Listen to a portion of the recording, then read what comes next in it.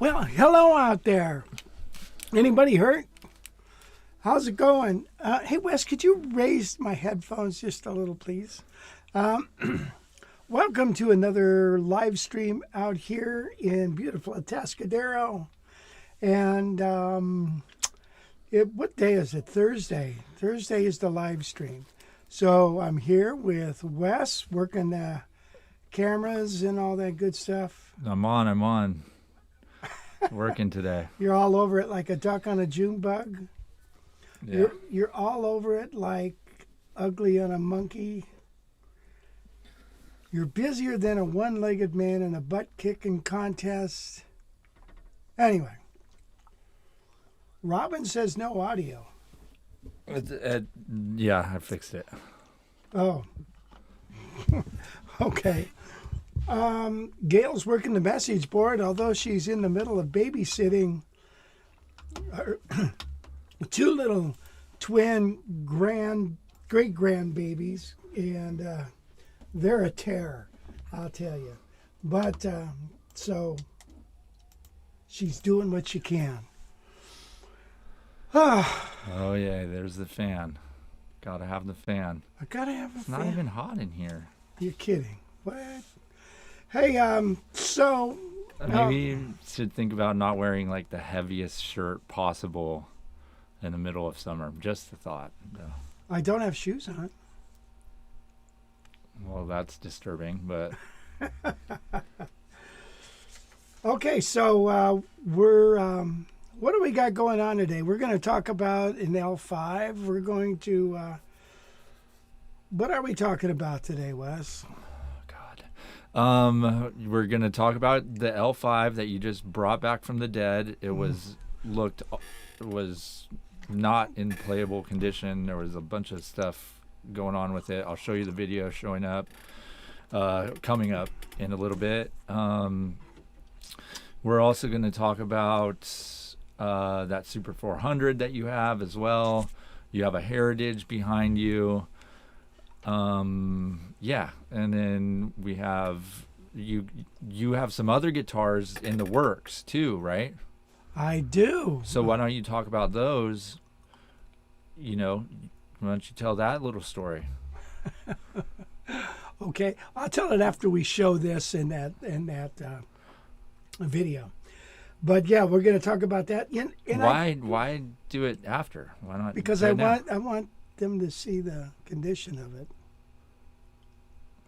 Well, so you're okay. So we're waiting on that.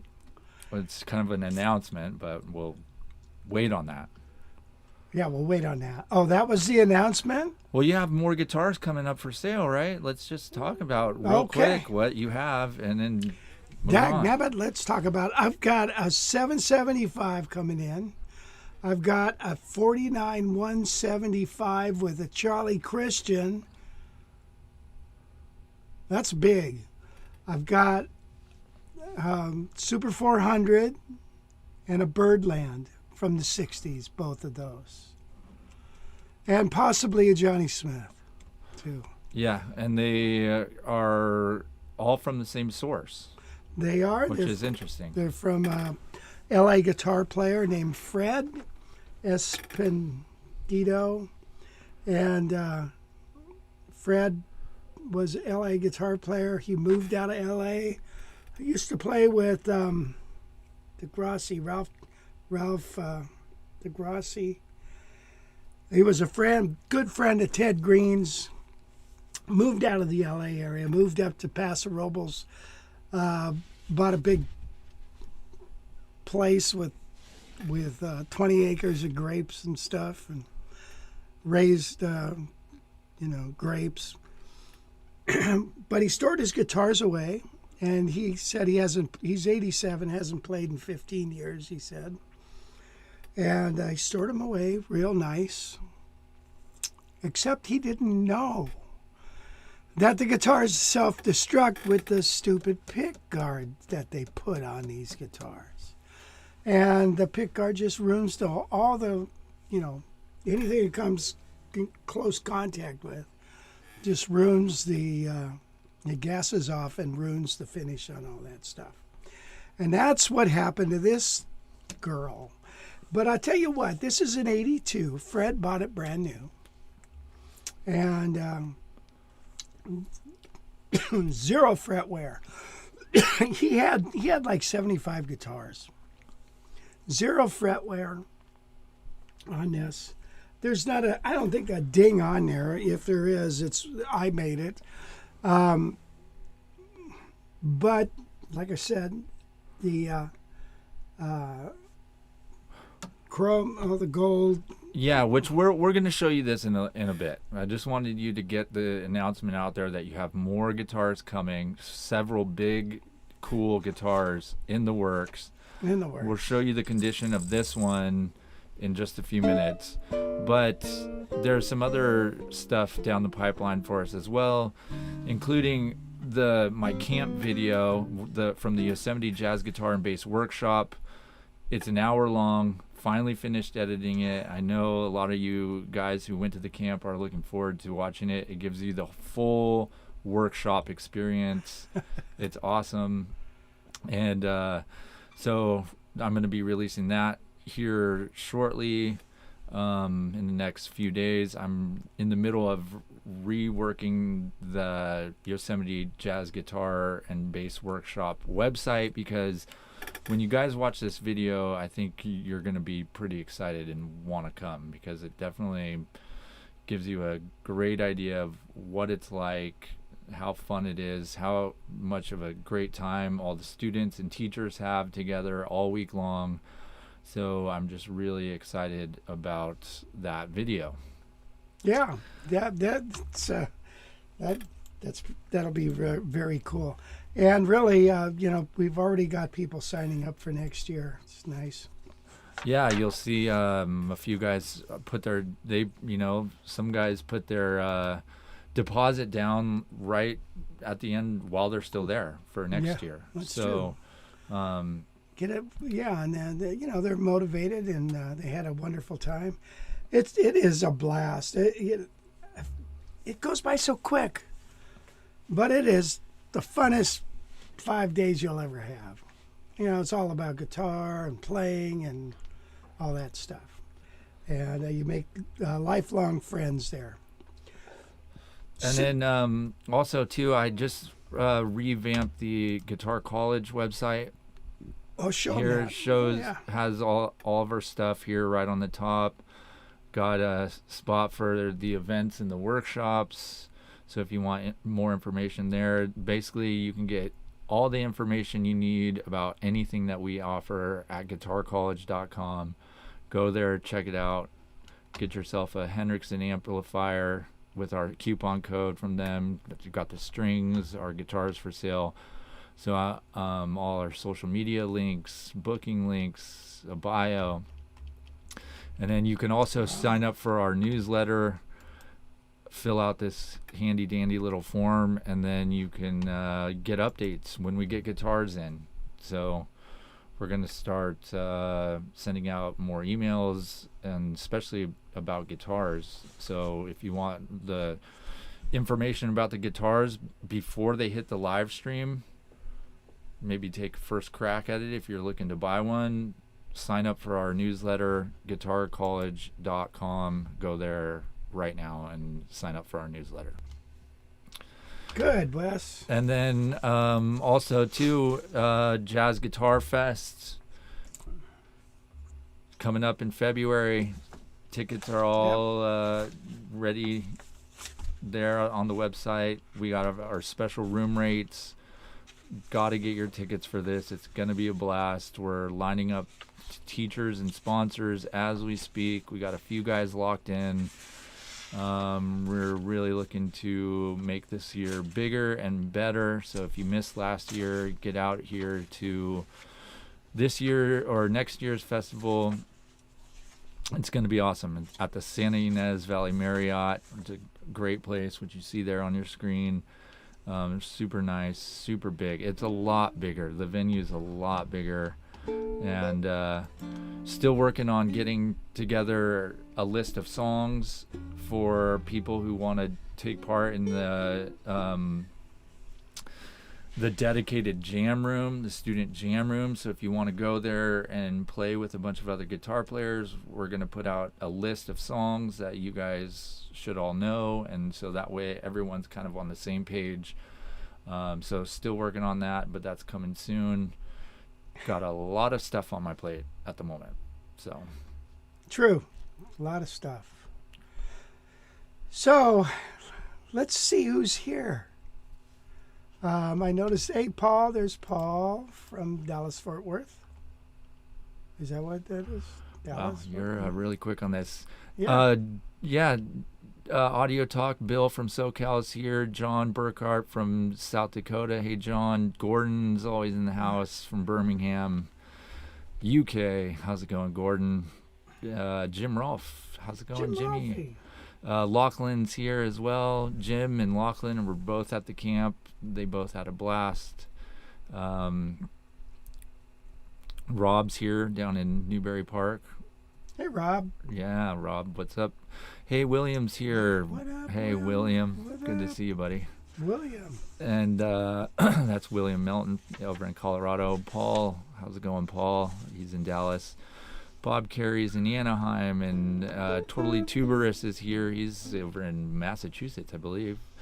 That's when the lights went out in Massachusetts. James McNamara, how's it going, James? James has a no, that's Dave today. Dave's got a jazz guitar accelerator lesson today. James is also a accelerator guy. He had a lesson earlier this week. WC Ray, Here's Tom. WC Ray. Paul P. Man, what's up, Paul? Paul's down in SoCal. Mark Larkins from Northeast Tennessee, where I've been throwing down the jam, he says. Way to go. Way to go, Mark. That a boy. Sweet. Kirby's here. You'll hear from Kirby in the video. You'll hear from most of these guys in the workshop video that I made. So it's gonna be. I'm excited to get that out. Ludovic Lampert's here. Anderson is here. Anderson has a question here. What would cause a guitar's pitch to go up instead of down? Oh, when you turn these. Just kidding. So, two things. If the guitar gets cold, the strings contract, goes up in pitch. Or if it's very humid and you've been humidifying your guitar and the top raises. And you can tell that. I mean, it's obvious. The top raises and then it's suddenly sharp. So, yeah, that's crazy, huh? So those two things. And then also B. Scott B. Scott has a question. Rich, do Eastman Archtops have strap buttons on the heel of the neck?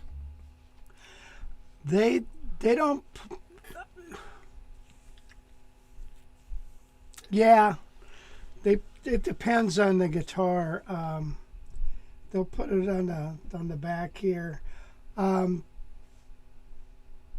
Giampasanos, I believe, come without a strap button. They give you the button, but you put it on where you want it.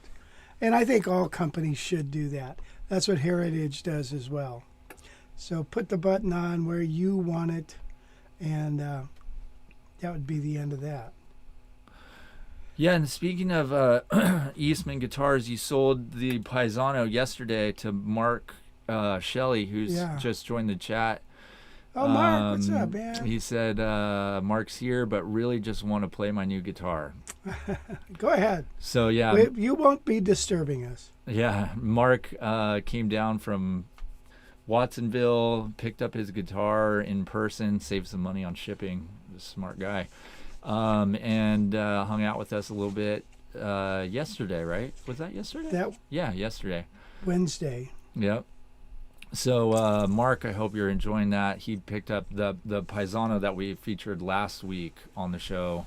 Right. With that really nice blonde Paisano. He got a great deal on it, and that's his first real jazz guitar, right?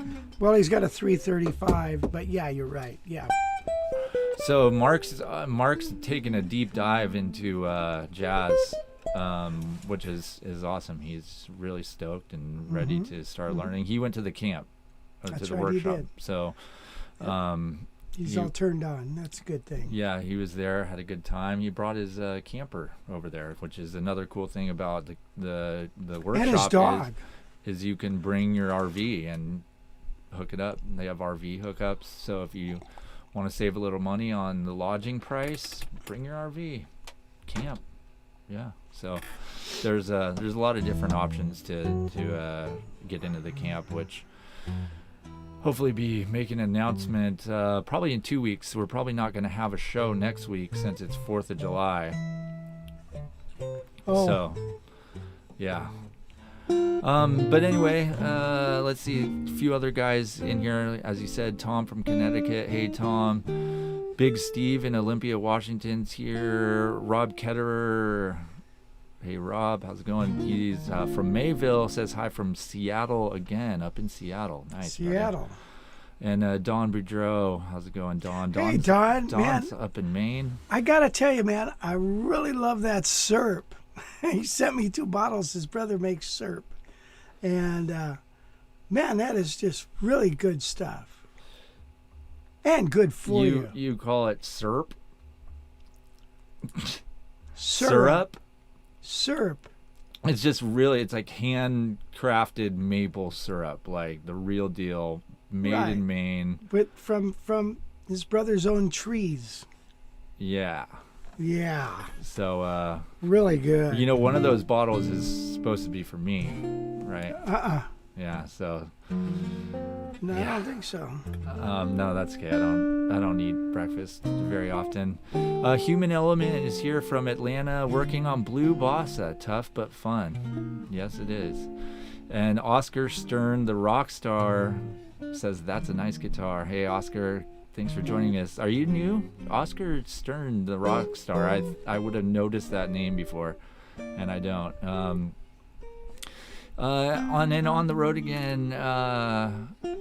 On the road again is here. He's a longtime viewer. He says, any tips for improvising on a Charlie Parker blues, please, Rich? Well, you want to outline the chords. So probably an arpeggio study might be the way to go. So a bird blues like Blues for Alice is F, E minor 7 flat 5, A augmented, D minor, G, 7, C minor, F, then B flat minor, A minor, A flat minor, G minor, C, and then a turnaround. So you got the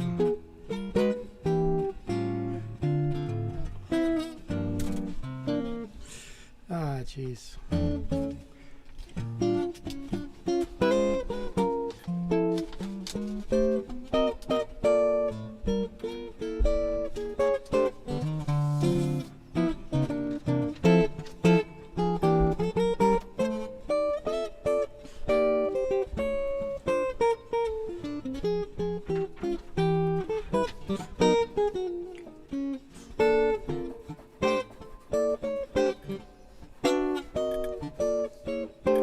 So arpeggios.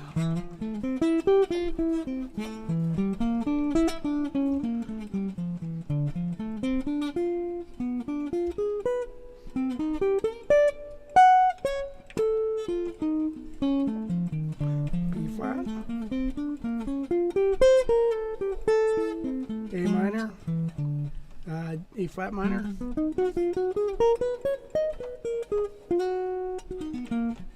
G minor, C,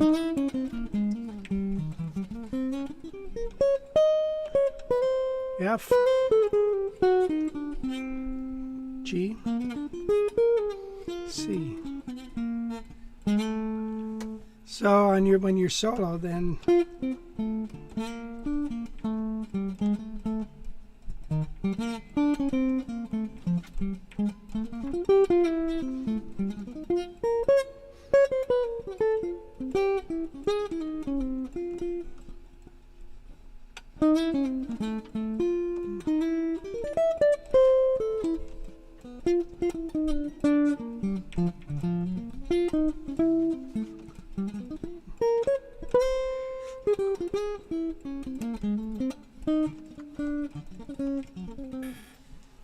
something like that.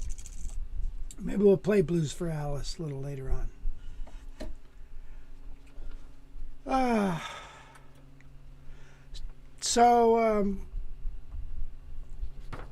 Hey, if you guys like, Wes has been working real hard, and I appreciate all he does, but I tell you what, if you like what he does, please send along a tip. He really appreciates that. And that would be great. A lot of you guys always do that, and I really thank you for doing that. Absolutely. You guys are awesome. I really appreciate it. For sure. I was here at 7:15 this morning throwing this thing together, and yeah, really helps for sure. Especially, yeah, got a trip coming up. Going to Nicaragua on. That's right, 4th of July, right? Yeah. My flight is on the 4th of July, so excited about that for sure. I don't know. Maybe we'll do a live stream. I could do a live stream by myself, couldn't I? Yeah, you did one last time. Had Yeah. Mom back here working the cameras. Oh, that's right. Yeah, just, But I think the little boys will be here still. I don't know. Maybe we'll still do. Maybe we'll probably still do. I don't think they'll be here. That's 4th of July. That's like they're not gonna be here for 2 weeks, are they? Yeah. Yeah, they are. So let's see. Where are we at? So why don't we get into this guitar now?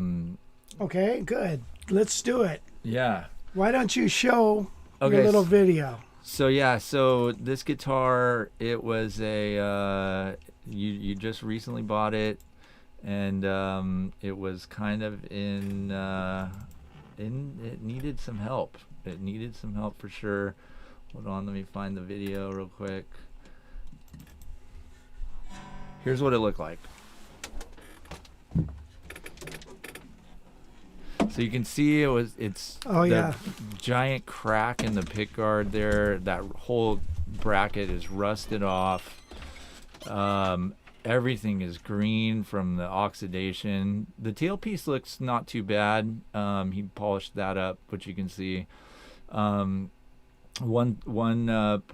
good part about this guitar was the neck. The neck was really straight, but look at that oxidation there. It is just like totally there's that crack in that pick guard. It's just like disintegrating, and then gassing off onto all the pickups.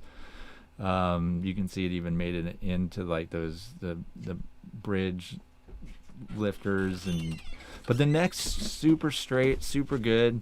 Look at there, you can see that the sorry about that. You can see the See the frets there at the end, how discolored they were? yeah, and then look at where the nut sits. Like the nut had Yeah. slid kind of off to the left, which is really weird. Well, yeah, the strings popped and some of them pulled it over. But it was really hard to get that nut to move back. Yeah, we were working on that this morning, I actually. WD-40'd it and oiled it, tried to get it to move, and it Yeah. was like welded on there. Yeah, it finally popped out after we kind of just put a screwdriver in there and then used a hammer to kind of like pop it out. But there's a close-up look at the frets. Yeah, the Frets are frets are great. Great, but see the back ones here. Yeah. That took a while to get that junk off of there. But yeah, look at like that oxidation is just. I mean, those pickups and pickup rings were just done basically, Yeah. and then all the screws too. that pick guard too is just The beautiful thing though is it didn't affect the tailpiece. right. Yeah, the tailpiece looks super good still, and Because that's $500 right there. yeah, all in all though, still had plenty of life in it. Like the finish itself on the wood, the binding, there's not many issues at all, and No, the binding is great. so anyway, so yeah, now here's kind of the after. Yes. Okay. So, I know it's, people replace the pickup covers all the time, and so true. But I tell you what, you got to make sure you get the right ones. There's so many, like, they don't fit and everything. All right, but look at that. See that? Now this is 40-year-old guitar. All right, 42-year-old guitar. And so I replaced these thumb screws, replaced this. A lot of all the screws totally oxidized, replaced all the screws except for one right here. And it couldn't, that one, I couldn't get one of the replicas to fit, so I had to use that. I got this pick guard. This is just a little bit different shape than your normal L5 pick guards. It was advertised as a L5 pick guard, so I got it. And I've seen pick guards like this before, and it fit right on. I had to get a new brace here. And luckily, one thing nice about Gibsons is they put pots over the pots. You know, they're pans. Each pot is sealed with a metal pan, if you will. So oxidation doesn't get into the pots. Now this, I replaced the, I didn't replace the switch, just this little knob or thing, whatever that is called. And then I replaced also that with the jack. Go over and see where the jack is, Wes. Yeah, that. Well, that's not plugged in all the way. So I put that, did that. But check out the binding. Binding is beautiful. No issues at all. Beautiful piece of wood. So this is a solid back maple. Isn't that beautiful? And the tuners were fine. Cleaned them up a little bit. By the way, these tuners, they're the brilliant idea of Gibson. Can I get that? There, see this? So it's a string winder as well. Now, I don't ever use that because they're so flimsy. It feels like you're going to break it off. Oh, but anyway, that particular gear has it. Now you've got the extra little piece of wood right here, which again, some people like, some people don't like. But I don't care who you are, you're going to like it when you knock this guitar over. Because that's going to, extra piece of wood is going to prevent that headstock from snapping. The neck is in just gorgeous shape. It's got one little, just a little tiny dent right there. Beautiful, beautiful neck. It's a beautiful guitar. And like I said, Fred probably, you know, he put it away. Whoops, what was that? I put it away for safekeeping, like a lot of people do. And then you go back 20 years later, let's check out this L5. And it's totally trashed.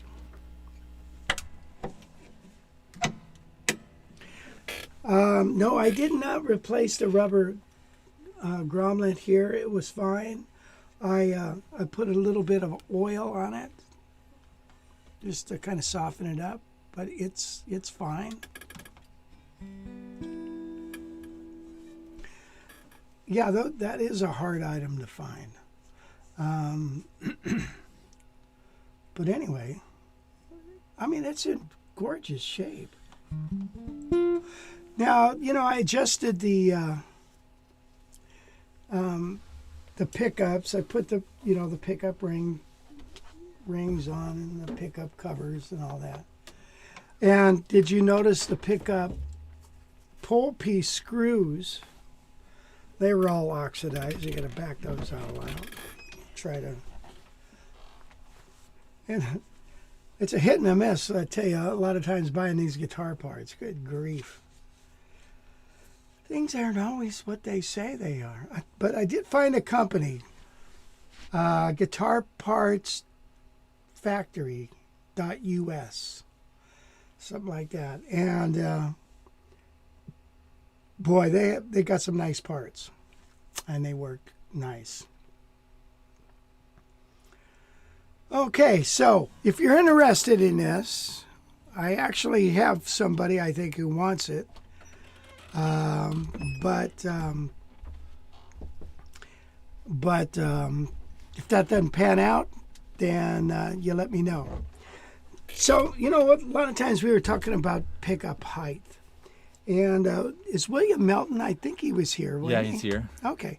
Remember, William, you said that, what's the pickup maker? Told you to put 2 nickels on the bass side and 1 nickel on the, you know, the height of a nickel, 2 nickels. And that's a great starting spot. And that's a great way to go. right before we started this show, I sat down to play this.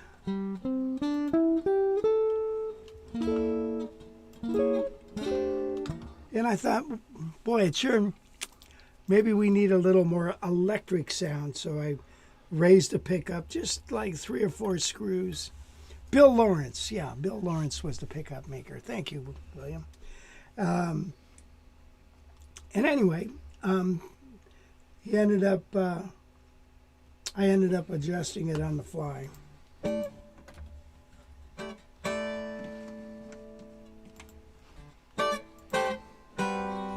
And this pickup could be raised up a little more.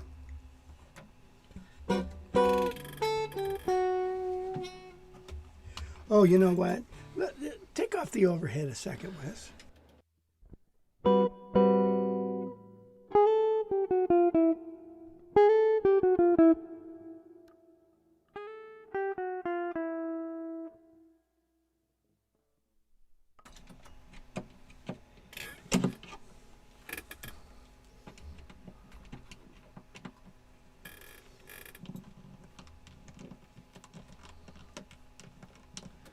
What do you got going on there? What are you doing? Adjusting this pickup.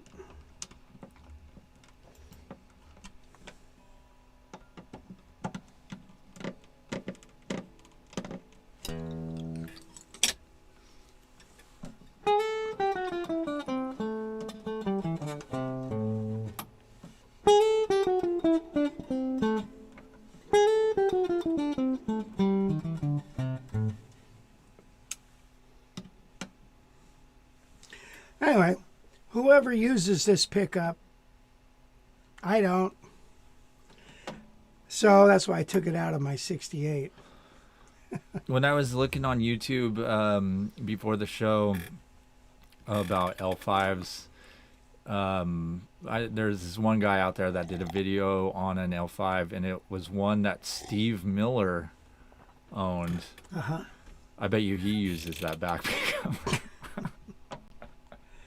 Yeah, a lot of those guys love the L5s. You know, my girl.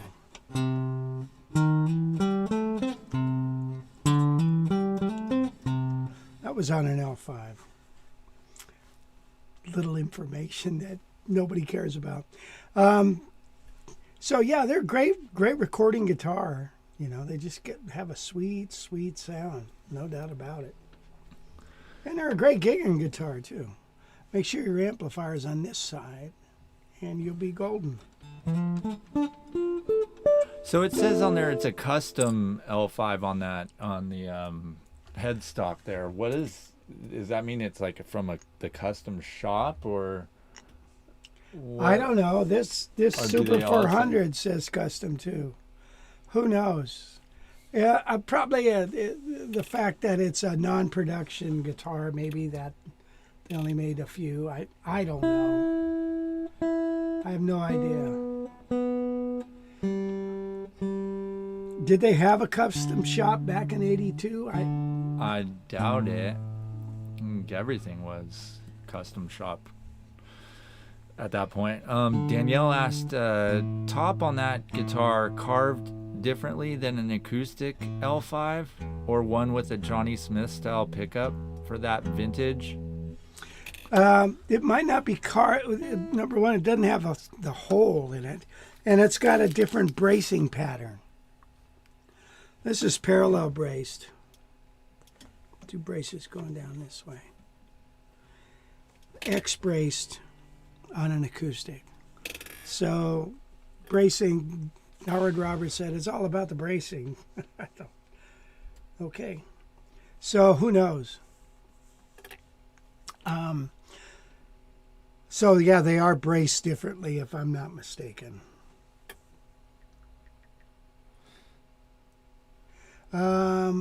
Let's see. Shows the website there. I found a close. Okay, Ram, I'm just reading stuff. Why don't we play a little tune here? Yeah, do it. Let's hear how that baby sounds. Okay. Oh yeah. Let's see. I was going to play Little Darlin', just for you, Patrick Evans, but Patrick wanted to learn this song and bugged me about it for a long time. And look at that, it paid off. So let me get my music in order. So Little Darlin', Joe Pass, you know, it's a Count Basie tune, I believe. But Joe Pass did a wonderful rendition of it. Okay, I'm ready. Oh, let me press the button. Better watch.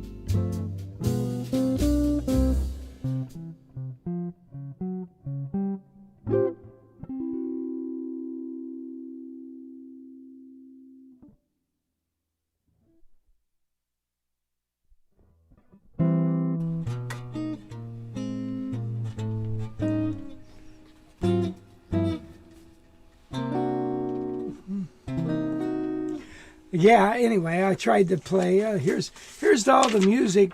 This song is available at the Guitar College library, and it's got Joe Pass's solo on it. And anyway, it's quite a tune. Fun. That's It's crazy fun stuff. It sure is, yeah. Neil Hefty. Thank you. Neil Hefty song. Thank you, Patrick. For acoustic Archtops, I have heard good things about the Lohr LH600, LH700. Still have not seen one myself, but I often think it'd be nice to have an acoustic Archtop with an appropriate strings. Well, it's one more guitar to have. That you gotta have it. Okay, William Melton, you love this L5. You have a wonderful guitar yourself, my friend. Yeah, William bought a 775 from us a while, but several months ago. Yeah, probably a year ago. Probably not that long ago, but maybe 6 months. Gibson Custom Shop started in '93. Thank you. So I don't know, what this custom means, except it says custom. Here's what it sounds like acoustically.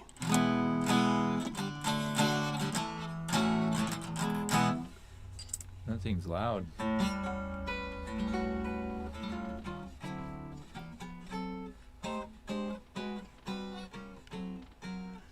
Yeah.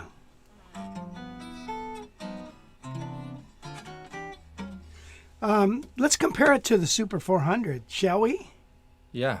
So the Super 400 is a year older, right? So that's an 81 Super 400. That L5 is an 82. Mm-hmm. I can't get over what that nice shape this is.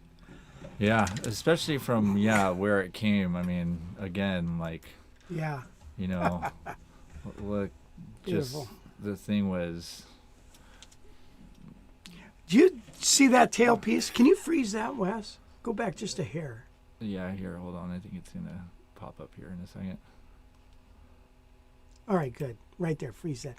Do you see how that tailpiece is right on top of the top there? Now, I was told that after a while, they started bending those tailpieces down like that. So it had more pressure onto the strings. And they got rid of the little, what do they call that, little barrel underneath there, where they call it a top cracker or something like that. But anyway, so I was really surprised when I took off the strings how that tailpiece sits right down on top of the top. And you actually have to pry something under there to get a string in there. But notice, once you put strings on it, where it is, see? So you got a little room there. Now the strings are pulling it up. A lot of down pressure onto that bridge. A lot more than some of the other L5s that I've seen. So it's kind of interesting. Down pressure. It's all about down pressure. Anderson asked if that's a carved or laminate top. Oh, it's carved, yeah. Carved spruce, absolutely. Yeah. Absolutely. Yeah.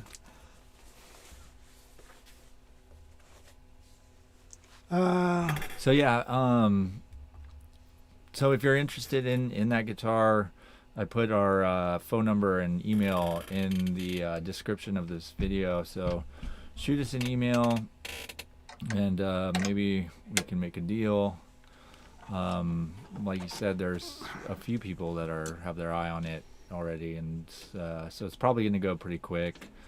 Most L5s are, when we get them, everyone's asking about them. So, but if you don't get that, then you can get the Super 400 that he's got here. That's been up for sale for a while. Yeah. So here's. Where's my tuner? I haven't had this out to play in a while. Do you have a rag over there? I do not. I had this at the camp, and a lot of people played it. And I haven't cleaned it up since. Kirby wiped it down, but sometimes it takes a little more than that.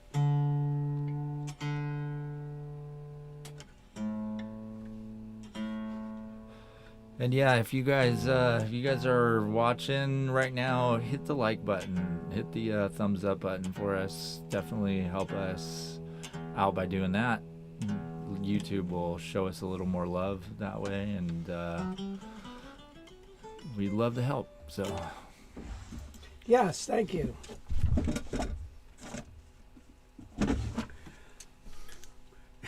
This is a big guy, isn't it?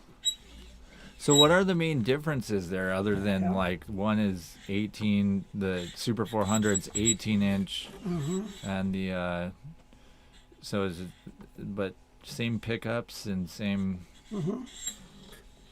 Yeah, neck. this one also had gassing off of the pick guard. Not nearly as bad. No, but I did replace the pickup covers, as well as replace the sealed this in epoxy. So hopefully it won't come, screw with you on that stuff.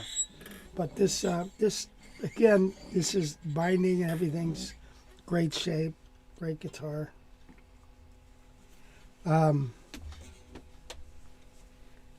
This one is marked a second, and I don't know why, except some of the theories I've heard where they want to lower the price to compete with the Japanese.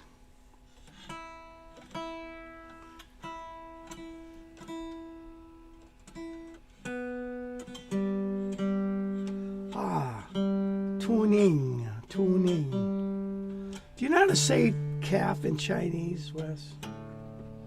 I don't, and not sure if I want to know how. Young cow.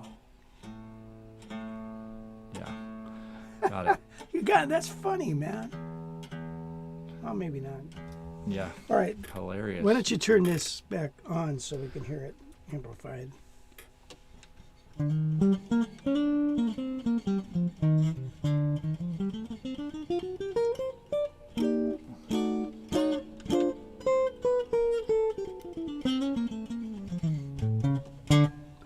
Let's play a tune. So how much difference can you notice just from that body being bigger? When the body is bigger, okay, you got, all right, let's say a ½ inch on this side and ½ inch on this side, right, compared to that. It brings the neck up a little closer to you. It's actually quite comfortable. I got no problem with this.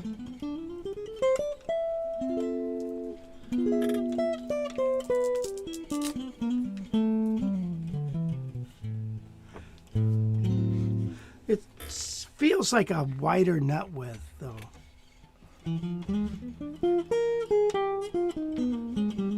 I would have to really measure it for sure. I have, that real fancy L5 that I got? That thing has got a 1 3/4 inch nut width, which I always wondered why it kind of felt a little weird. What are they normally? 1 11/16.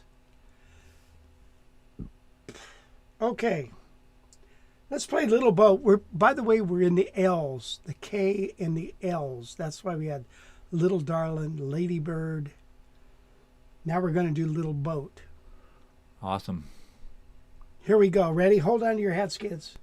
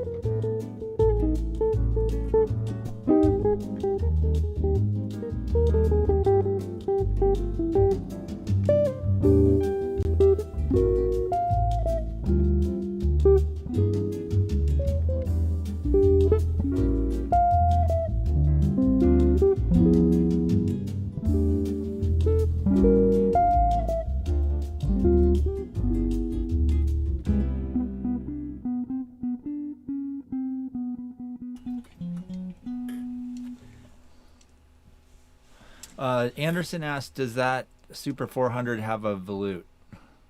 Yes. Volute. Volute Scoot Boogie.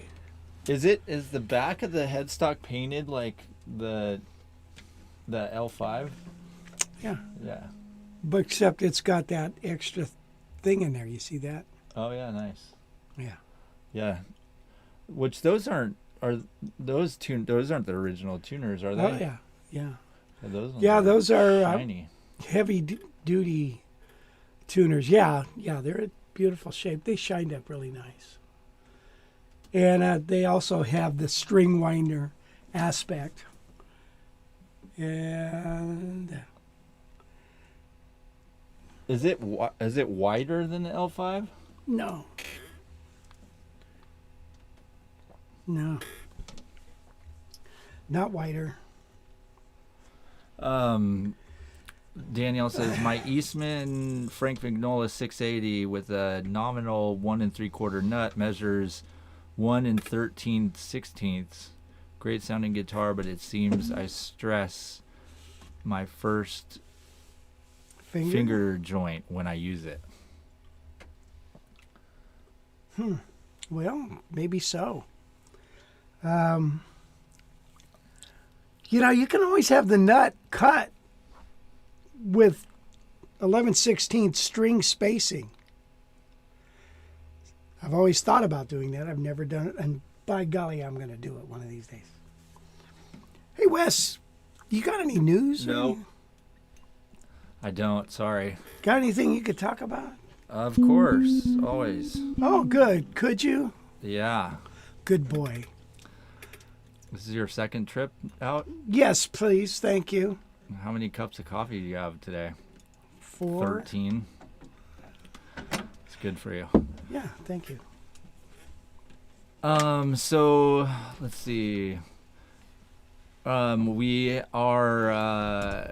got a couple openings for our jazz guitar accelerator program open right now. So summer is kind of a slow time. I know a lot of you guys are going out of town for 4th of July, but come August is back to school time, and definitely trying to get a couple more guys lined up for our jazz guitar accelerator program, the one-on-one coaching program. It's been a huge success for so many guys. A bunch of guys watching this stream are in it. James is in the middle of it right now. Paul Wrights went through it, and Lachlan did it. It's just, yeah, a lot of our guys have done it, and it's really cool. But we have 2 slots open right now, so if you guys are interested in joining up and seeing what it's all about, go to jazzguitaraccelerator.com, click discovery call, and then you can book a schedule a meeting with us about it. Just find a time slot that works for you. We'll jump on Zoom. We'll talk about your skill level and whether you'd be a good fit. Definitely all skill levels, it's customized to your skill level. So if you're just getting into jazz, you have a rock or blues background and you're wanting to learn jazz and get into it, that's kind of like, where Mark Shelley is, or William was a kind of a rock guy. He took the course. Now he's a full-blown jazzer. So yeah, it's a great way to quickly learn jazz if you're one of those rock guys trying to make the transformation, or if you're a kind of a more seasoned guy like Paul in Dallas is he's a great player, man, but he took the course, and it just adds to the motivation, keeps you accountable, gives you new things to practice. You'll never have to worry about what to practice, and it's all going to be laid out for you. So it's a very cool program. One of the cool things about it too is it works fully around your schedule. So you don't have to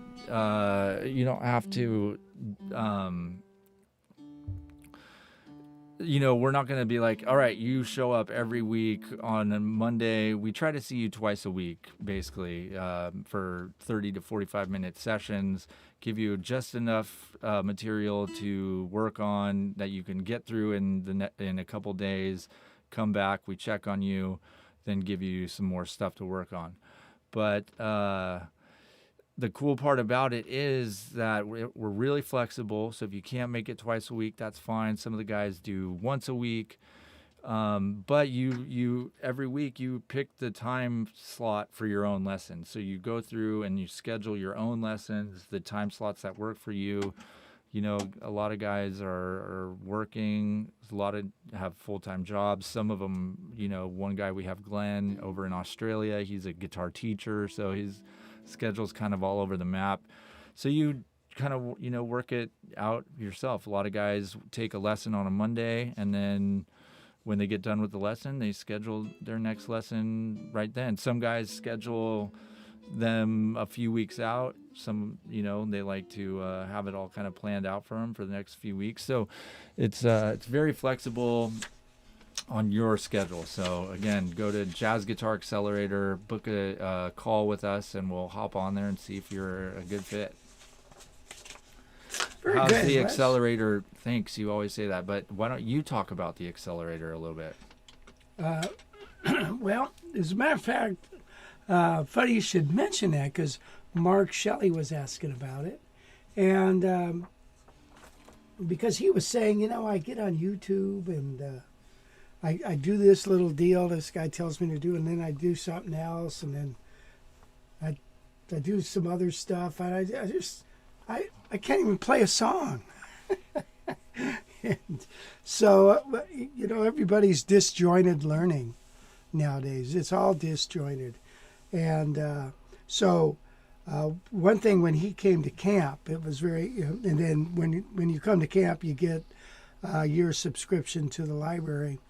And he said, I got on there and I started working through some of the things on there, and it's really helped me. But I don't know. I think maybe I ought to do the accelerator. Give it a little time, and then maybe you ought to. So I think it's good.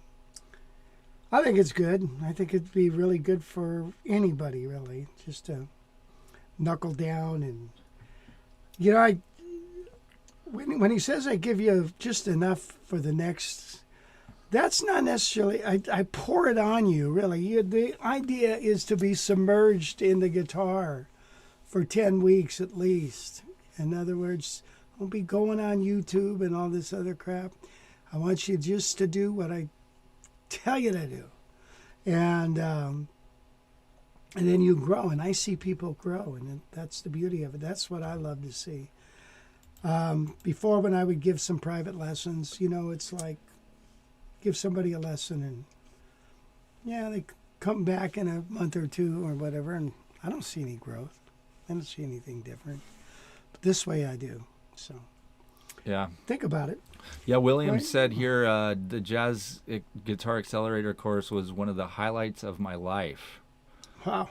Rich is an amazing You teacher. gotta get out more. Will. Yeah, but no, he had a great time on it and learned a lot, and now he's playing jazz every day on his 775, and so yeah, and like you said, the YouTube thing is just, it's tough. Even online lessons, like you take an online, like you even stuff that you have on the library. We tell people that are taking the course to, like, they already are subscribed to the library, to put the library aside for a little while and just focus on what I'm teaching you during this. So guys out there taking a True Fire course, the problem is you can't ask questions, and there's always going to be a part where you're like, what exactly? I don't get this. But then it's like, well, I got to move on through the rest of the course. So you kind of have this, kind of just have this disconnect where the great advantage of working with a coach is you can, ask questions and really clarify everything, because there's always going to be something in an online course, no matter what it is, guitar, writing, marketing. I have done tons of weird courses online, and there's always a spot you get to where you're like, what? I just need to, can I call the guy and just ask him about this? And you can't, so it's definitely a thing. And then with YouTube here, it's like, God, the stuff on YouTube, you can just go down a rabbit hole for 2 hours, and you might even be making yourself worse with what some of these guys are showing you, or not picking up anything because you're bouncing around from 5-minute lesson to 10-minute lesson, and they're all showing you different stuff. So this gives you structure, and then it gives you accountability too. So you're going to work on this stuff because you got a lesson coming up in a couple days. So you're not going to want to come to the lesson and be like, oh, hey, I didn't work on anything you gave me on the last thing.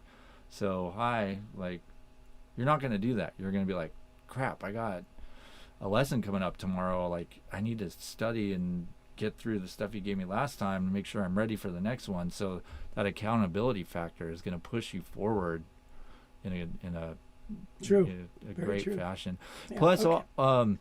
it comes with when you're done with the course, you get a free year-long membership to the Guitar College Library. So $300 value there.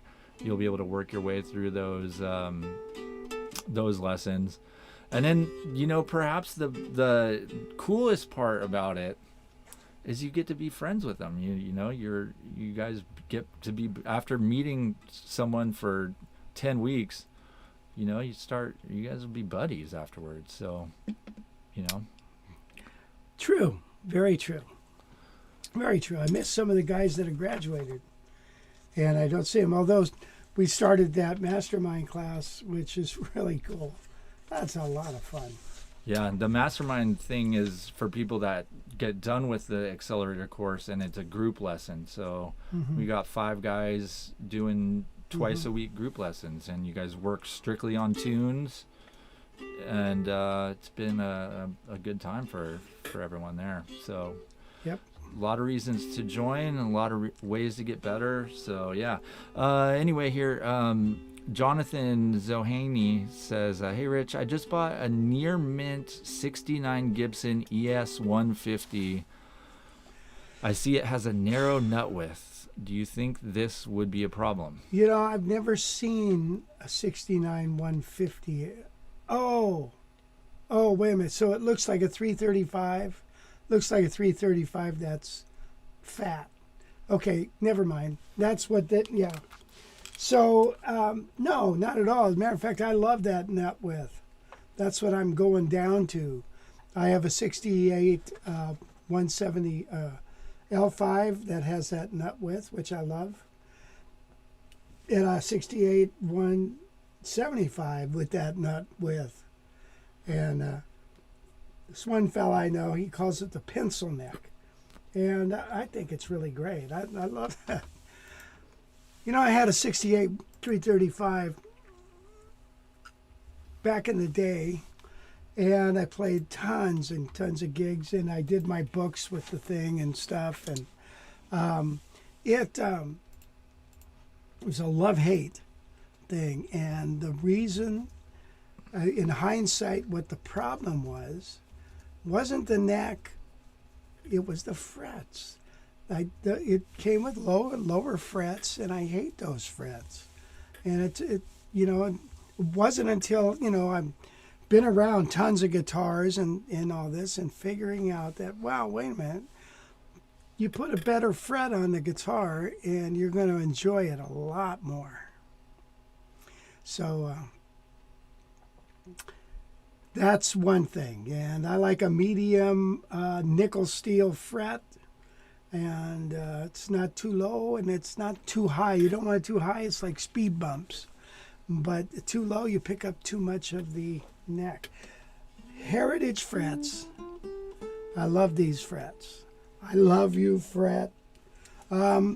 These are really nice frets. And that's what I pretty much had my luthier do on my 68. I don't do frets.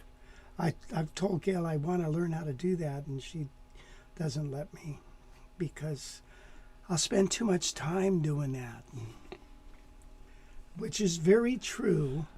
I'd rather, I guess, have somebody else do it. Who knows what they're doing is always a good idea. So this is, let's you hear this now acoustically? So talk about that. That's a Heritage 575, yeah, brand new, brand spanking new. This is the second one I got. I got one and we sold it right away, and got this one two weeks ago, right after workshop. And what have you done? Did you have to do anything to it? I lowered the nut a little bit. You know, the grooves in a nut, just a little bit. And restrung it and adjusted the neck and adjusted the action so I can play it. It's got to be low action so I can play it. Sweet. So why don't you play it? Okay. All right. Jonathan said, I did notice the frets on it are extremely flat. I will see how I manage it. Yeah. Have that thing refretted. You'll be happier. If you find it problematic. So this is, can you turn this guitar on? There we go. So it's a kind of a dark sounding guitar. Here we go. Killing Me Softly.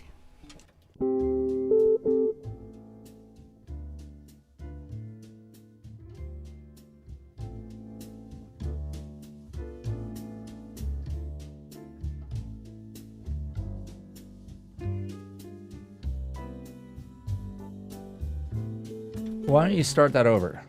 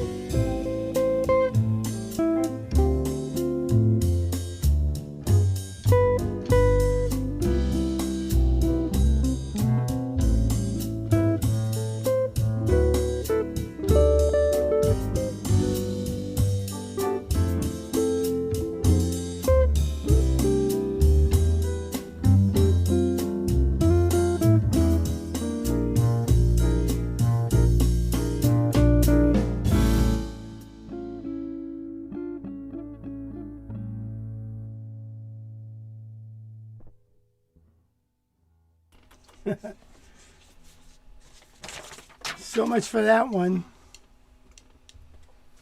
All right. Let's see. I really like the low fretless wonder type frets. They seem more forgiving and easier to get a consistent tone. Well, you do get a different tone with it, without a doubt, because you get the wood off the fretboard and not just the sound of the fret. I don't know about them being more forgiving. You know, I guess I haven't played one long enough and like it. You know, like I said, I had that 335 in 1968 for many years, and I played it, but there's just something about it. It used to bug the heck out of me. Finally, I sold it. I sold it to a student, and then he called me up and said, "Hey, you want to buy that back?" I said, "Okay." Bought it back. Played it for a while, and I thought, what is with this thing? So I sold it again, and I heard it ended up at Guitar Center and went to North Carolina or something. And So then, but yeah, that was the problem with that guitar. If I just would have refretted it, it would have been just fine. So, whatever. Live and learn. Live and learn. Yeah, Anderson has a follow-up question. What would the nut width measure on the narrow nut width Gibson 150? 1 9/16. And then Darvin asks, "Hi Rich, does your band in the box contain all the tunes you play, and is it for sale?" Band in the Box is on the website.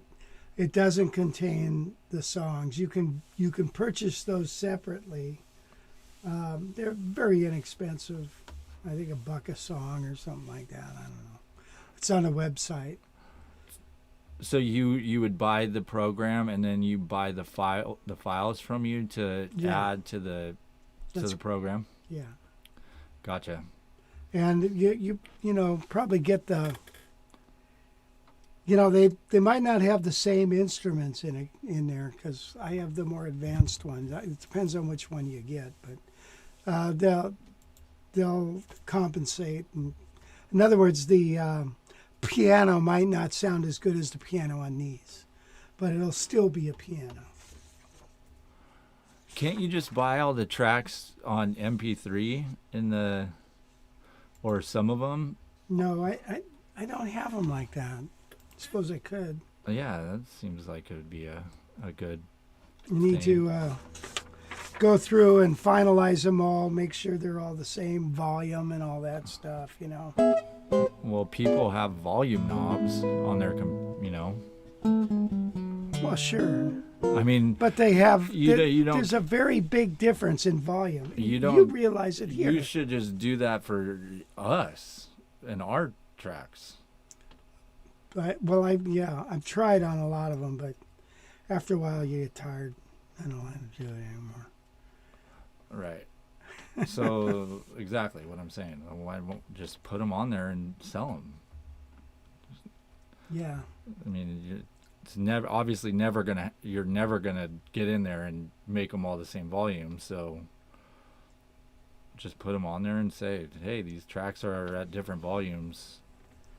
Sorry about that. Hey, Rob Riggs said Frank Vignolia would be great at the Jazz Fest. He would. Now, didn't you reach out to him? No. Oh, I thought you did. Nope. Because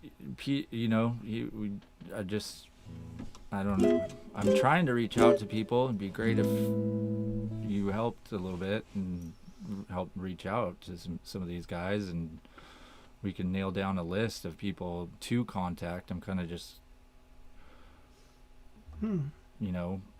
reaching out to whoever I can think of, but I don't know. It's kind of hard for me to call these guys because they don't know who I am. They know who you are, but then. Gotcha. All right, but let me play a tune on this. You just did. Play another one?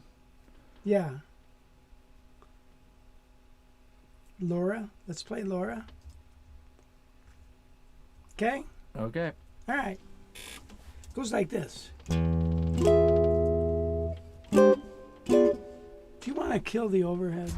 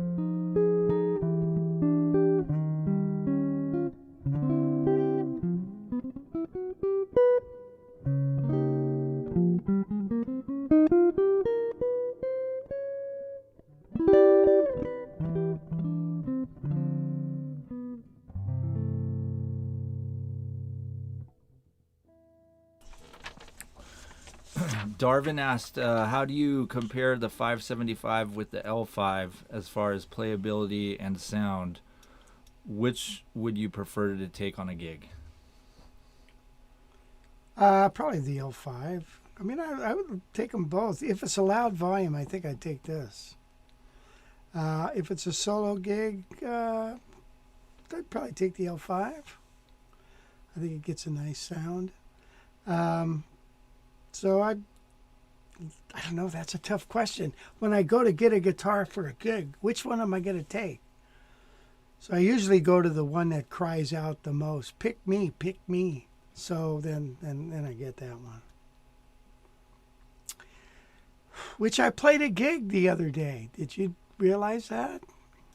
You got video of it, right? Yeah, but you didn't give me a. Do you want to show video of it? You didn't really clarify whether you wanted to or not. You're like, I don't know. Well, yeah, sure. I don't know. Well, you know, so I don't have it here, but I can get it. Give me a second. Well, we did 4 on 6. It was the last. It was an organ trio. You might as well play it. See what people think. Why don't you talk about what the gig was? Because it was more than just a gig. All right, it was a presentation. It was a Wes Montgomery tribute presentation to a jazz society, and it's called Jazz Vespers in San Luis Obispo. It's at a Presbyterian church, and these jazz lovers come to hear jazz. They do a tiny little bit of a sermon in the middle, lasts about 8 minutes, and then they play some more jazz, and afterwards they have a little reception, and it was packed. It was really nice. So it was very good. Very fun. Very fun. Organ player named Marshall Gentry came over from Fresno with my friend Gary Newmark. They have a band. They play together with Mike Dana, doing West tunes as the organ trio. And then so we brought it to Atascadero, or excuse me, San Luis Obispo. All right, here you go.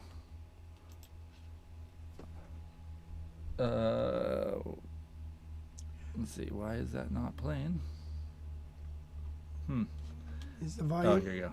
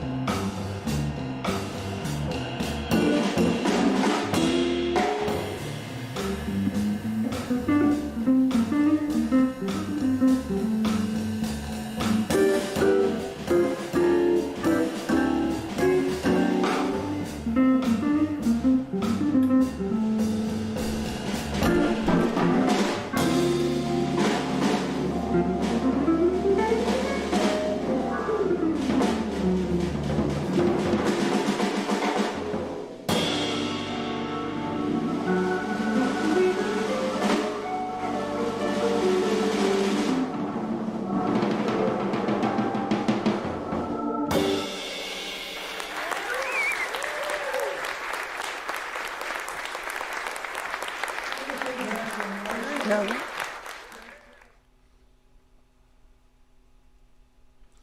Okay, well, there it was. Part of it, anyways. That was the.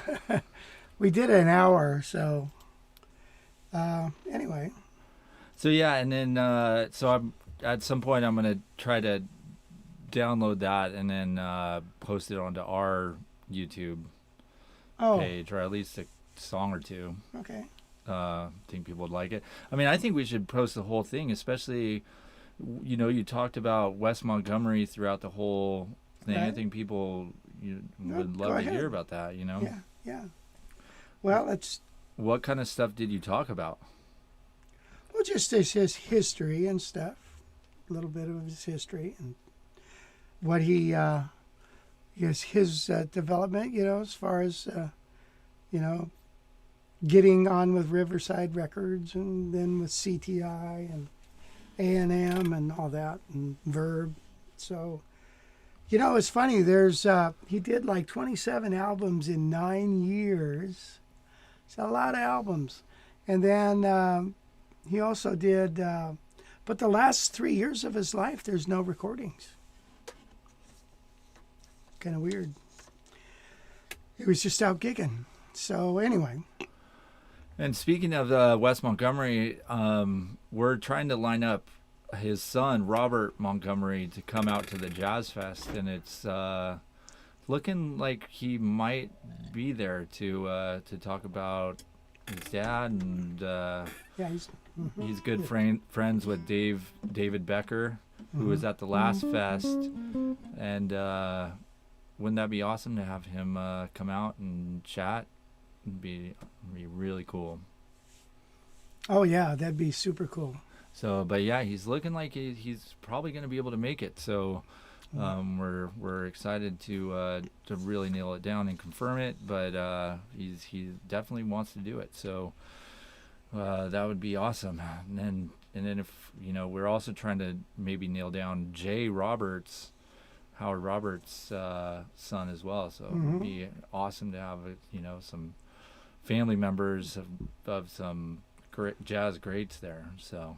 Yeah, that'd be awesome. Well, look Bob Carey said, I would love to get your backing tracks on MP3. I can play them on iTunes. I don't mind adjusting the volume myself. I mean, it's really not that hard to just go up and down with the volume till it's like good. No matter how hard you get them to be even volume, you're probably going to have to do that anyway, you know? True. And like every time you go into jam again, like your amp's at a different setting or you're in a different, it's like you're gonna have to adjust and get everything balanced out before you start playing on those songs. So it's like you might as well just get them out there, and people would I think a lot of people would buy them because they're great practice material. True. I mean, if I was, I don't play jazz, but if I was playing jazz, that's what I would be wanting to do, is like just play this song over and over until you can nail down some cool solos, and that seems fun to me. Yeah. Yeah. Well, and the other thing too, I mean, if you have Band in the Box, you want to just get the song files, because then you can see the Band in the Box files. Then you can see the layout of the song, how many choruses there are, verse, how many solos there are, etc., etc. On Right. just an MP3, you really don't know. I'd have to tell you, I suppose. Yeah, I mean, a little PDF with it, with a quick little thing. Wouldn't be that hard. Gordon says you did a Band in the Box video on YouTube some time ago showing how easy it is to set up a tune. After watching it, I bought Band in the Box, and it's really great. So. Oh, that's good. That's good. That's great. So, well, I think we ought to wrap it up. Okay. Here. We've got to get on down the road here. So look at you guys. I really appreciate you coming out. and joining us. We're up in the air about next week still, but Well, next week's 4th of July, right. so I don't think you're going to do a live stream. I can almost guarantee you're not. But the following week, when I'm in Nicaragua, yeah, you can figure that one out for sure. Okay. What are some good ideas for comping during solos on 4 and 6? Wow. That's a good question. That takes a little while to talk about. All right. Well, let's do a sign off. Thank you for joining us. We'll for sure see you in 2 weeks.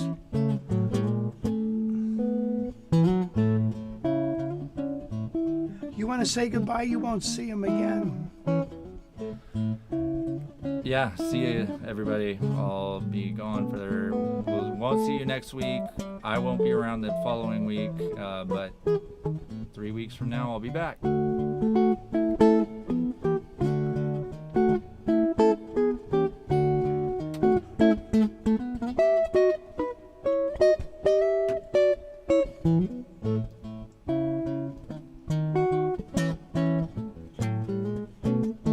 Getting sticky in here.